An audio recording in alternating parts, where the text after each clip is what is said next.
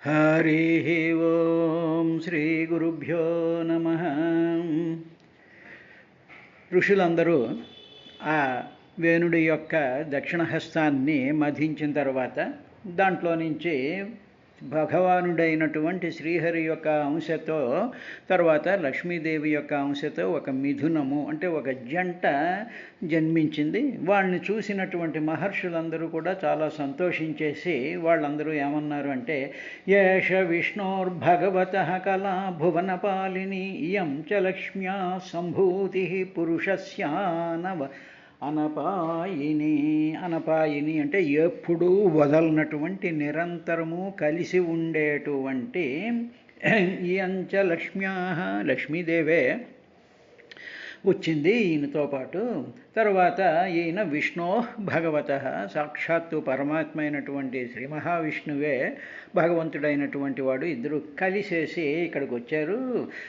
అనపాయిని ఏ కాలమందును విడవకుండా ఉండేటువంటిది అని దానిని అనపాయిని అంటారు. అంటే సాధారణంగా మామూలుగా మనం ఏంటంటామంటే ఏదో భార్యాభర్త ఉన్నారనుకోండి, వాళ్ళు ఎప్పుడు కలిసి ఉంటారు అని మనం అంటాం. కలిసి ఉండాలి అనేటువంటి దాంట్లో అంటే ఒకే ఇంట్లో ఉంటారు, ఎక్కడికైనా వెళ్తే ఒకే పని ఒకేలాగా వాళ్ళు కలిసి ఉండడం అనేటువంటిది ఉంటూ ఉంటుంది. కానీ ఇక్కడ వీళ్ళ యొక్క కలయిక అనేటువంటి దాంట్లో అర్థం ఏమిటి అంటే, ఏమండి కలిసి ఉంటారన్నారు కదా, మరేమో వెంకటేశ్వర స్వామి పైన ఉంటాడు, తెలవేలు మంగ కింద ఉంటుంది, ఆ తర్వాత ఏమో ఇంకో దేవుడేమో వేరే దేవాలయంలో ఉంటాడు, అమ్మవారేమో వేరే ఇంకో దేవాలయంలో ఉంటుంది, కలిసి ఉండడం ఎలా అవుతుందండి అంటారు. కాబట్టి అది కాదు మనం అర్థం చేసుకోవాల్సింది. కలిసి ఉండడం అనేటువంటిది ఏమిటంటే, ఇప్పుడు మానవుడు ఉన్నాడు అనుకోండి, మానవుడిలోనే శక్తి మానవుడి యొక్క సిస్టంలోనే కలిసిపోయి ఉంటుంది. అంటే ఏమిటన్నమాట, ఉదాహరణకి ఏదో మాంసం ఉందనుకోండి, శరీరంలో మాంసం ఉంది, చేతిలో మాంసం ఎముకలు ఇవన్నీ ఉంటాయి. ఈ ఎముకలు మాంసంలోనే కలిసిపోయి ఎనర్జీ అనేటువంటిది ఉంటూ ఉంటుంది. అందువల్ల అనపాయిని అంటే ఎప్పుడూ పరమాత్మని వదలకుండా ఉండేటువంటి, పరమాత్మ యొక్క అంశగానే పరమాత్మలోనే పూర్తిగా కలిసిపోయి ఉండేటువంటి ఆ సిస్టమ్ని అనపాయిని అంటారు. దానికి సింబాలిక్గా చెప్పడం కోసం ఏమిటి అంటే, శ్రీ మహావిష్ణువు హృదయస్థానంలో అమ్మవారు లక్ష్మీదేవి ఉంటుంది అంటారు. అదేవిధంగా శివుడి యొక్క అర్ధభాగం ఆవిడ ఉంటుంది, అర్ధనారీశ్వర స్వరూపం అనేటువంటిది ఉంటుంది. ఇటువంటి కాన్సెప్ట్ని అనపాయిని అంటారు. కాబట్టి అటువంటి వాళ్ళ మహర్షులు కాబట్టి వాళ్ళకి తెలుసు కాబట్టి ఈ విధంగా చెప్పారు. తరువాత ఏమిటి జరుగుతూ ఉంటుంది అంటే, ఇప్పుడు చూసేటువంటి సామాన్య ప్రజలందరికీ కూడా వాళ్ళు విడిపడినట్టుగా ఉంటుంది. అంటే మానవుడి యొక్క మనసు ఏం చేస్తుందంటే విశ్లేషణ చేస్తుంటుంది. పట్టకం అనేటువంటి ఉంటుంది, ప్రిజం అంటారు. ఆ ప్రిజంలోంచి వైట్ లైట్ వెళితే 7 రంగుల కింద ఏ విధంగా అయితే విభజించబడిపోతూ ఉంటుందో, అలాగ వచ్చేటువంటి ఒకే లైటులో ఉండేటువంటి డిఫరెంట్ పార్ట్స్ విడిగా కనిపిస్తున్నట్టుగా మానవుల యొక్క మనసు మిగతా ప్రాణుల యొక్క ఈ బ్రెయిన్ సిస్టంలో ఆ విధంగా విడి కనిపించడం అనేటువంటి మెకానిజం ఉంది. కాబట్టి ఇప్పుడు ఆ ప్రిజంని రివర్స్ చేసి ఈ ప్రిజం పక్కన పెట్టామనుకోండి, 7 రంగుల కింద విడగొట్టేటువంటి ప్రిజం ఏమో ఒక డైరెక్షన్ ఒక దాంట్లో పెడతాం, పైకి శీర్షం ఉండేటట్టు, బేస్ కిందకు ఉండేటట్టు. ఇప్పుడు దాని పక్కనే మరొక ప్రిజం రివర్స్ డైరెక్షన్లో పెట్టామనుకోండి, అప్పుడు ఏమవుతుంది, ఈ 7 రంగులు మళ్ళీ ఆ ప్రిజంలోంచి వెళ్ళిపోయి మళ్ళీ ఒక రంగు కింద బయటకు వస్తూ ఉంటుంది, ఒక తెల్ల కారణం కింద బయటకు వస్తుంది. దాన్ని అంతర్ముఖము అంటారు.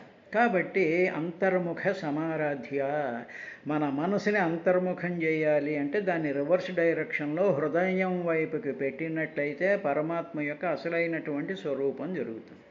ఇప్పుడు మహర్షులకి ఆ అంతర్ముఖమైనటువంటి శక్తి కలిగినటువంటి వాళ్ళు కాబట్టే వాళ్ళిద్దరూ కూడా సెపరేట్ అయినట్టుగా కనిపిస్తూ శ్రీహరి కింద లక్ష్మీదేవి కింద వాళ్ళు చూశారయ్యా అని చెప్పిన తర్వాత ఏమన్నారంటే, అత్రతు ప్రథమో రాజ్ఞాం పుమాన్ ప్రథమయితా యశః పృథుర్నామ మహారాజో భవిష్యతి పృథుశ్రవాః. అత్రతు వీళ్ళిద్దరిలోనైతే పుమాన్ ఈ పురుషుడు ఉన్నారే, ఈ పురుష స్వభావంతో పుట్టినటువంటి రాజ్ఞాం రాజులలో ప్రథమ మొదటివాడయ్యా. అంటే ఏమిటన్నమాట, ఇప్పుడు మొట్టమొదటి రాజు, సరైనటువంటి రాజు ఎవరు అంటే ఈ పుట్టినటువంటి ఈయనే. తరువాత యశః ప్రథయితాః, ఈ రాజు ఏం చేస్తాడంటే యశః కీర్తిని ప్రథయితాః విస్తరింపజేస్తాడు.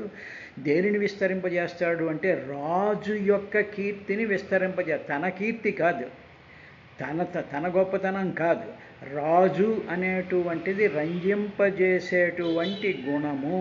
అంటే ఏమిటన్నమాట, రాజు చెయ్యవలసినటువంటి పనులు ఏవైతే ఉన్నాయో సమస్త జీవులకి సుఖాలు కలిగించాలి, సంతోషాలు కలిగించాలి, లోటుపాట్లు కలిగించకుండా ఉండాలి, వాళ్ళ ఆరోగ్యాలు కాపాడుతూ ఉండాలి, వాళ్ళకి సంబంధించినటువంటివన్నీ కూడా చెయ్యవలసినటువంటి బాధ్యతను కన్న పిల్లల్లాగా చూసుకోవాలి అనేటువంటి ఏ రాజు యొక్క ధర్మాలు చెప్పబడ్డాయో వాటిల్ని అటువంటి ఆ రాజ సంబంధమైనటువంటి కీర్తిని ప్రథయిత విస్తరింపజేయగలిగాడు.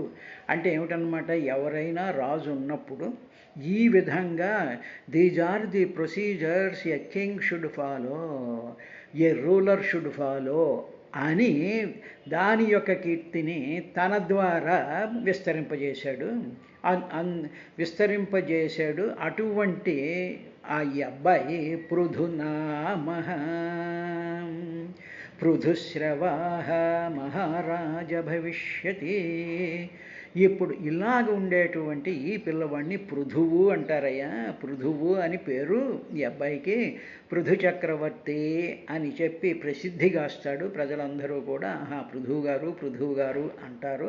తరువాత మహారాజ భవిష్యతి, గొప్ప రాజు అవుతాడు. మహా అంటే చాలా గొప్ప అయినటువంటి రాజు, రంజింపజేసేటువంటి సమస్త జనుల్ని కూడా ప్రజారంజకంగా పాడించేటువంటి మహారాజు అవుతాడయ్యా అని చెప్పిన తరువాత ఆ అమ్మాయికి కూడా వాళ్ళు ఏం పేరు పెట్టారంటే ఈయంచ సుదతి దేవి గుణభూషణ అర్చిర్నామవరారోహ పృథుమేవా వరుంధతి. సుదతి, దతి అంటే దంతాలన్నమాట. సుదతి చక్కనైనటువంటి పలువరుస కలిగినటువంటి దేవి. సుదతీ దేవి ప్రకాశిస్తుంది. దేవ అనేటువంటి దీవ్యతే ఇది దేవ అని అర్థం. అంటే ప్రకాశించుట అని అర్థం. ప్రకాశించడం అనేటువంటిది అంటే వెలుగులు అని. ఏమిటండి వెలుగు దేవ అంటారు, ఏమిటండి దీని అర్థం అంటే కొంచెం ఆలోచించినట్లయితే దివ్యతి ఇది దేవ కాబట్టి వెలుగు వచ్చింది అనుకోండి. ఉదాహరణకి మనకి రాత్రి ఉంటుంది, పగలు అవగానే సూర్యుడి కాంతి పడుతుంది, పగలవుతుంది. పగలు అయ్యేటప్పుడు వెలుగు వచ్చింది అంటాంగా. ఆ వెలుగు రావడం ఒక ఎత్తు అయితే అది ఎప్పుడైతే వచ్చి ప్రపంచం మీద పడుతుందో, చెట్ల మీద, చేమల మీద, మనుషుల మీద, మన మీద ఇది ఎప్పుడైతే పడుతుందో అప్పుడు మన మనసు మేల్కొని అన్నిటినీ కూడా అవగాహన చేసుకుని అర్థం చేసుకుని ఇది అని చెప్పి చెప్పగలిగినటువంటి తెలివితేటలను, ఆ ఫ్యాకల్టీని, ఆ మేధస్సుని, లేకపోతే ఆ రియాక్షన్ని కలిగించేటువంటిది వెలుగు. అది దేవి. అంటే just it is not a simple light. ఉదాహరణకు లైట్ వేసామనుకోండి చీకటి గదిలో, ఎప్పుడైతే లైట్ వేసామో అక్కడ ఉన్నవన్నీ మనకి కనిపింపజేసి అవి ఇవి అని చెప్పి మనకు స్ఫురణను తీసుకొచ్చేటువంటి శక్తి కలిగినటువంటిది దేవి అంటే, దైవము అంటే, దేవ అంటే అది అర్థం.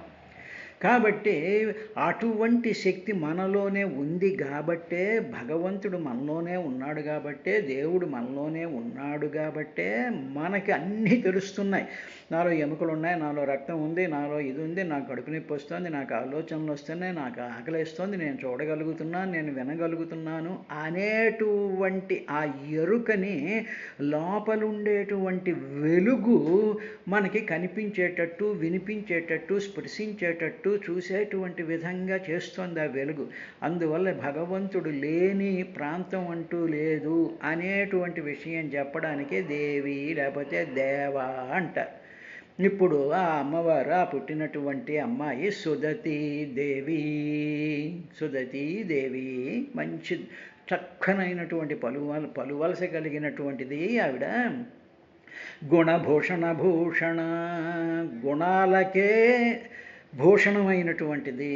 గుణములు అనేటువంటి అలంకారాలు, ఆ అలంకారాలకే అలంకారమైనటువంటిది గుణభూషణ భూషణ.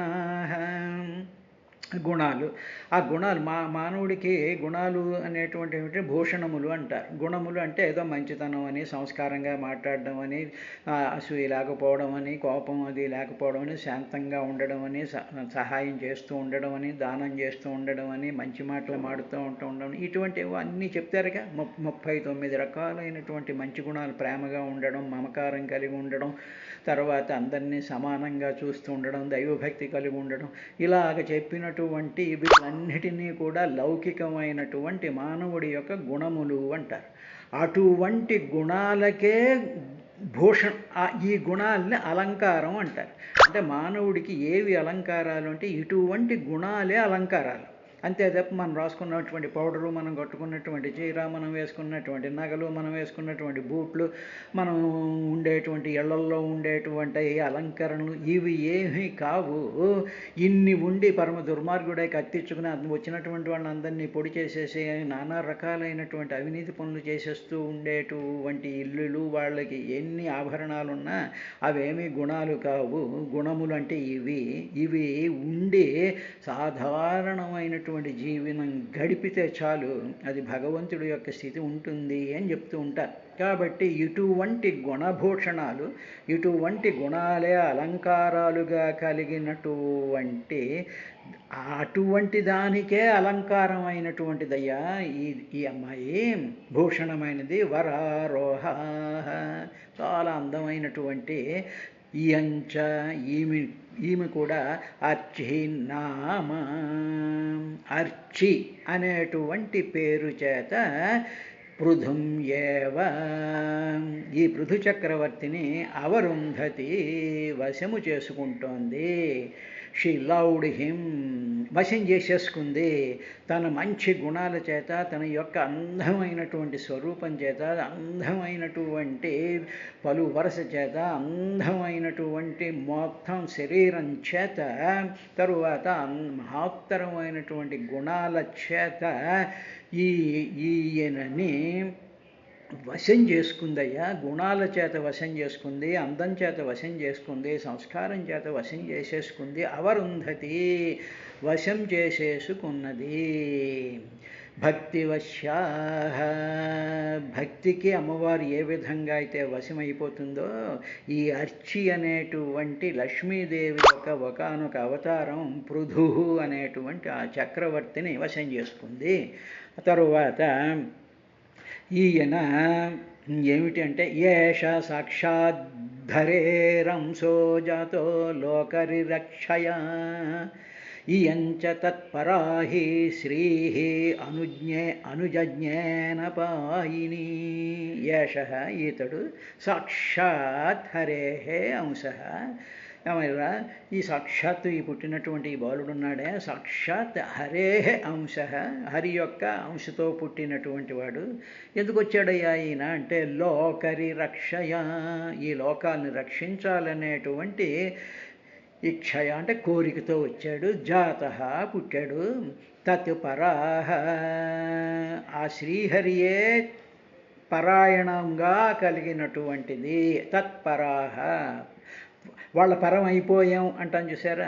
ఏదో ఒక దేశం పరాయి దేశం యొక్క పరం అయిపోయింది, ఈ దేశం అవతల వాళ్ళకి పరం అయిపోయింది అంటాం. అలాగే మనమేమో దుఃఖానికి పరం అయిపోయాం అంటాం, సుఖానికి పరం అయిపోయాం అంటాం. అంటే ఏమిటి, టోటల్గా దానికి లొంగిపోవడం, టోటల్గా ఇంకా దాని యొక్క ఆస్తి కింద మారిపోవడం అనేటువంటి దాన్ని పరహ అంటారు, పర అంటారు. తత్పరా, తత్ అంటే ఆ శ్రీహరి యొక్క పరాయణముగా గలది, శ్రీహరి యొక్క పరమైపోయినటువంటి అనపాయిని. అలా పరమైపోయినప్పుడు అనపాయిని అని రెండోసారి కూడా వస్తుంది. అంటే ఆయన్ని ఎప్పుడూ విడిచిపెట్టనిది. పరమైపోయింది అంటే ఆయనలో కలిసిపోయినట్టే. నీళ్లల్లో పంచదార నీటి పరమైపోయింది అంటాం. నీటి పరం అయిపోయింది పంచదార. అంటే ఇప్పుడు ఆ నీటిలో నుంచి పంచదారని మామూలుగా ఏ పద్ధతిలో కూడా మనం ఏ విధంగా అయితే విడదీయలేమో, అది కనిపించేటువంటి నీరు కిందే కనిపిస్తుంది, నీళ్ళు అందులో పంచదార ఏ విధంగా కనిపించదో అనపాయిని, ఆ విధంగా శ్రీహరిలో పూర్తిగా శ్రీహరి యొక్క పరం అయిపోయి విడిచిపెట్టలేనటువంటి అనపాయత్వం కూడా వచ్చేసింది. అందుకని భార్యాభర్తలు ఏ విధంగా ఉండాలంటే, భార్య యొక్క పరం భర్త అవ్వాలి, భర్త యొక్క పరం భార్య అవ్వాలి, అంతే. అలా ఉండాలి. కలిసిపోయి ఇంకా విడిచిపెట్టలేనటువంటి స్థితిలోకి రావడమే లక్ష్మీనారాయణ లక్ష్మీనారాయణులు అంటారు దంపతుల్ని వివాహం సందర్భంలో చదివేటువంటి మంత్రాలలో. సీతారాములు అంటారు, శివపార్వతులు అంటారు. ఆ విధమైనటువంటి ఆ సిస్టమ్, ఆ హార్మోనియస్ బ్లెండ్ అటువంటి విధంగా ఉంటే, ఆ తర్వాత అలాగే ఉందయ్యా, ఎప్పుడు విడిచిపెట్టలేదు కాబట్టే శ్రీహే ఆ లక్ష్మీదేవి ఈ అంశ ఈమెలాగా ఈ అమ్మాయిలాగా అనుజజ్ఞేహి వెనువెంటనే వచ్చేసింది. ఆవిడ ఈయన పుట్టిన తర్వాత 10 నిమిషాలకు ఎప్పుడూ రాలేదు. ఇద్దరు కలిసి ఒకేసారి బుడుంగుమని పుట్టారు. అందులో నుంచి ఆయన మధిస్తున్నప్పుడు అందులోంచి ఇద్దరు కలిసే వచ్చారు. అంటే దూరంగా ఉంటే ముందేమో మొగుడు వెళ్ళిన తర్వాత పెళ్ళం వెళ్తూ ఉంటుంది. ఇంకా ఈ విధమైనటువంటి డిఫరెన్స్ ఏం లేదు. అనుజజ్ఞేహి అను అంటే immediately following him, because she is totally in him only. కాబట్టి ఆ ఇద్దరు అనపాయిని కాబట్టి ఆ అనపాయిని యొక్క ఆ తత్వాన్ని ఇక్కడ మనకి చెప్తూ ఉన్నారు. కాబట్టి మనలో ఉండేటువంటి శక్తి ఉందే, మనలో ఉండేటువంటి ఫిజికల్ ఎనర్జీ కానీ మెంటల్ ఎనర్జీ కానీ, ఈ ఎనర్జీ అంతా కూడా మనకి ఇలా పైకి కనిపిస్తూ ఉంది అంటే కారణం ఏమిటంటే, లోపలుండేటువంటి పరమాత్మ యొక్క ఆ స్థితిలో నుంచే ప్రాణం ఆడుతూ ఉంటుంది. ఆ ప్రాణ వ్యవస్థ ఏం చేస్తుందంటే మన శరీరాలన్నింటినీ కూడా అంతరింద్రియాలన్నింటినీ కూడా నడిపిస్తూ ఉంటుంది. మన బాహ్యేంద్రియాలని యాక్టివేట్ చేసేటువంటి ఆ శక్తి లోపలుండేటువంటి పరమాత్మలోనే ఉంది. కాబట్టి పరమాత్మ ఉన్నాడు, వెంటనే ఉన్నాడు కాబట్టే మన శక్తి ఈ విధంగా ఈ శరీరంలో ప్రవహిస్తూ ఉంటుంది. ఇప్పుడు ఆ పరమాత్మ వేరు, ఆ శక్తి వేరు. ఇప్పుడు ఉదాహరణకి మన బొమ్మలో బ్యాటరీ ఉందనుకోండి, బ్యాటరీలో నుంచి కరెంట్ ఉంటుంది. కరెంట్ ఎందులోనే ఉంది? బ్యాటరీలోనే కరెంట్ ఉంది. అంటే బ్యాటరీలో ఉండేటువంటి కరెంట్ అనపాయిని అనుకుంటే, ఆ బ్యాటరీ శరీరం ఆ బొమ్మను నడిపిస్తూ ఉంటుంది. బొమ్మ పాడైపోవచ్చు, కానీ బ్యాటరీలో ఉండేటువంటి ఆ కరెంటు పాడవదుగా, అది సెపరేట్గా. అందువల్ల శరీరాలు పడిపోతాయి, కానీ ఈ అనంతమైనటువంటి పరమాత్మ యొక్క ఆ స్థితి, దాంట్లో ఉండేటువంటి ఆ శక్తి కూడా ఎప్పుడు వెంటనే విడవకుండానే ఉంటాయ్యా అని చెప్పి, ఏషః ఈతడు సాక్షాత్ హరి యొక్క అంశ, లోకరిరక్షయ, లోకాన్ని రక్షించడం కోసం వచ్చాడు. తత్పరాహ, ఆయన పరమైపోయినటువంటిది అనపాయని, ఎప్పుడు విడవనటువంటి శ్రీహి ఇయంచ అనుజజ్ఞేహి, ఇద్దరు కలిసే పుట్టేశారయ్యా అని చెప్పిన తర్వాత అప్పుడు మైత్రేయ ఉవాచ, ఋషులు ఈ విధంగా మాట్లాడుకున్నారు అని చెప్పి మైత్రేయుడు విదురుడితో ఈ విధంగా అంటున్నాడు. ప్రశంసంతే స్మ తం విప్రా గంధర్వ ప్రవరా జగుః ముముచు సుమనోధరా సిద్ధా నృత్యంతి స్వస్త్రియ తం, ఆ పృథువిని విప్రాహ, అక్కడ పక్కన అందరూ బ్రాహ్మణులు ఉన్నారుగా, వాళ్ళందరూ కూడా ప్రశంసంతి స్మ, ఆహాహా అని చెప్పి ఆయన్ని ప్రశంసించడం ప్రశంసించడం అంటే ఆ స్తుతులతో, సాక్షాత్ శ్రీహరి యొక్క అంశ అన్నారు కాబట్టి ఆ శ్రీహరి సంబంధించినటువంటి ఆ ప్రవరలు, దానికి సంబంధించినటువంటివన్నీ కూడా వాళ్ళు చెప్తూ ఉన్నారు. ఒక పక్కన గంధర్వ ప్రవరాహ జగుః, ఈ లోపల శ్రీహరి అంశ వచ్చి శ్రీహరి ఎప్పుడు పుడతాడా, ఎక్కడ పుడతాడా, ఎప్పుడు చూద్దామా అనేటువంటి ఆ ఉత్సుకత 14 లోకాల్లోనూ ఉండేటువంటి వాళ్ళకు ఉంటుంది. వెంటనే వాళ్ళకి ఇన్ఫర్మేషన్ వెళ్ళిపోగానే వాళ్ళందరూ వచ్చేస్తుంటారు. ఎక్కడికి వచ్చారో అక్కడికి వచ్చేస్తూ ఉంటారు.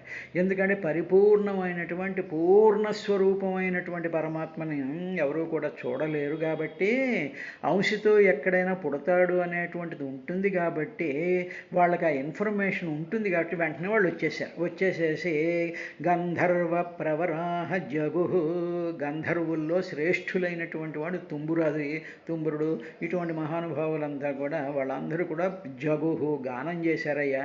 ఒక పక్కన సిద్ధాహ సుమనః ధరాహ ముముచు, ఈ లోపల ఈ అంశతో ఈయన పుట్టాడు అన్న సంగతి తెలుసుకుని సిద్ధులు తర్వాత దేవతలు కూడా పుష్పవర్షాలను ముముచు పెట్టారయ్యా. తర్వాత స్వహ స్త్రీహ నృత్యంతి స్మః, ఈ ఆనందంతో అప్సరసలు అందరూ కూడా స్వహస్త్రియ అప్సరసలు నృత్యంతి స్మః నాట్యం ఆడారు. అంటే వెంటనే ఆ పిల్లవాడు అలా ఉన్నాడు, పక్కన లక్ష్మీదేవి ఉంది, ఈయనకి పృథువు అని నామకరణం చేశారు, ఈవిడికి అర్చి అని నామకరణం చేశారు. చేసేటప్పటికి ఈ విప్రులందరూ కూడా వాళ్ళని అలా పొగుడుతూ ఉన్నారు. ఈ లోపల గంధర్వలోకం నుంచి తుంబురాది గంధర్వులందరూ వచ్చి అద్భుతమైనటువంటి సంగీతం సాగి ఆ కీర్తనలు పాడుతూ ఉన్నారు. ఆ కీర్తనలు తగ్గట్టుగా అప్సరస్వ స్త్రియ నృత్యంతి స్మః వీడు నాట్యం చేస్తూ ఉన్నారయ్యా. ఇలా జరుగుతూ ఉండేటప్పటికీ శంఖతూర్య మృదంగాద్యానే దుర్దుందుభయోధివి తత్ర సర్వ ఉపాజగ్ముర్దేవర్షి పితॄణాంగణాః. శంఖతూర్య మృదంగాద్యాః, శంఖాలు, తర్వాత ఈ తూర్యరావాలు, తర్వాత మృదంగాలు మొదలైనటువంటివన్నీ కూడా ఆకాశంలో, దుందుభులు కూడా దివి అంతరిక్షంలో నేదుహు మృగిశే శంఖతూర్య మృదంగాది నేదుహు దుందుభియో దివి, మొత్తం ఆకాశం అంతా కూడా ఈ విధమైనటువంటి ఆనందంతో ఉన్నాయా. తరువాత అప్పుడు తత్ర అచటికి సర్వ ఉపజగ్ము, అందరూ వచ్చేసారట. వచ్చినటువంటి వాళ్ళు ఎవరు? దేవర్షి, దేవతలు, ఋషులు, పితృణాంగణాః, పితృగణాలు, దేవతలు, ఋషులు, సిద్ధులు, సాధ్యులు, గంధర్వులు ఒకటేమిటి అందరూ వచ్చేసారట. వచ్చేసేసి వాళ్ళ మహత్తరమైనటువంటి ఆనందంతో ఆ పృథుస్వరూపంగా వచ్చినటువంటి నారాయణాంశ సంభూతుడైనటువంటి పృథువుని ఆ పక్కన దివ్యమైనటువంటి తేజస్సుతో మహాసౌందర్యంతో వెలిగిపోతూ ఆ వెలుగులతో నింపి అక్కడ ఉండేటువంటి అట్మాస్ఫియర్ అంతటిని కూడా ఈ వెలుగులతో నింపేసేటువంటి శ్రీ మహాలక్ష్మి అవతారమైనటువంటి పృథు అర్చి వాళ్ళిద్దరినీ కూడా వీళ్ళందరూ కూడా నమస్కారం చేసి నిలబడ్డారయ్యా. నిలబడ్డ తర్వాత ఏం చేశారు అంటే వాళ్ళకి కొద్దిగా ఈయన అసలు నిజంగా శ్రీహరేనా, ఈవిడి శ్రీలక్ష్మేనా అని ఒక రకమైనటువంటి శంక వస్తుంది. ఆ శంకను వాళ్ళు తీర్చుకున్నారు. ఏ విధంగా ఎందుకు ఆ శంక వచ్చింది, వాళ్ళు ఎందుకు ఆ విధమైనటువంటి దానికి వాళ్ళు చేసినటువంటి టెస్ట్ ఏమిటో రేపటి కార్యక్రమంలో చూద్దాం. కర్మమున పుట్టు జంతువు కర్మమునన్ వృద్ధి పొందు, కర్మమున చెడున్ కర్మమే జనులకు దేవత, కర్మము సుఖ దుఃఖములకు కారణమధిప, కర్మములకు తగు ఫలములు కర్మఠులకు నిడగ రాజుగాని, సదా నిష్కర్ముడగు ఈశ్వరుండును కర్మవిహీనునకు రాజుగాడు మహాత్మా. సకలాభీరులు వీడే కృష్ణుడన నైజంబైన రూపంబుతో అకలంక స్థితి నుండి శైలమిదే మీరచ్చింపరండంచు తానొక శైలాకృతి దాల్చి, గోపకులతో వండొండ పూజించి గోపక దత్తాన్నములు హాహరించే విబుఢా ప్రత్యక్ష శైలాకృతిన్. పెరుగున్నెతులు ద్రావి క్రొవ్వి భువినాభీరుల్ మదాభీరులై, గిరి సంఘాత కఠోర పత్ర దళన క్రీడా సమారంభ దుర్భరదంభోళిధరుం పురందురు ననుం పాటించి పూజింపక గిరికిం పూజలు చేసి పోయిరిదిపో కృష్ణుండు ప్రేరేపగన్. అక్కట వనదోగి వ్రజము అకులమయ్య గదయ్య కృష్ణ, నీవిక్కడ నుండి ఇంత తడవేల సహించితి. నీ పదాబ్జముల్ దిక్కుగనున్న గోపకులు దీనతనొంద భయాపహారి వైగ్రక్కున కావక్కిట్లు ఉనికి కరణికోత్తమని కుబాడియే. ఈ ఉరుములు ఈ మెరుములు ఈ అశన విఘోషణములు ఈ జలధారల్ నియాన తొలి ఎరుగము కూయాలింపంగదయ్య గుణరత్ననిధి. వారి బరువయ్యే మందల వారికి ఇదే పరులు లేరు వారింపంగ. వారి దపటల భయంబును వారి రుహదళాక్ష నేడు వారింపగదే. కిరియై ధర ఎత్తిన హరి కరి సరసిజముకుళము ఎత్తుగతి త్రిభువన వంశంకర కరుడైన గోవర్ధనగిరి ఎత్తెంచక్క కేలం లీలం. దండిని బ్రహ్మాండంబులు చెండుల క్రియబట్టి ఎగుర చిమ్మెడు హరికిన్ కొండ పెకలించి ఎత్తుట కొండొక పనిగాక యొక్క కొండాతలపన్.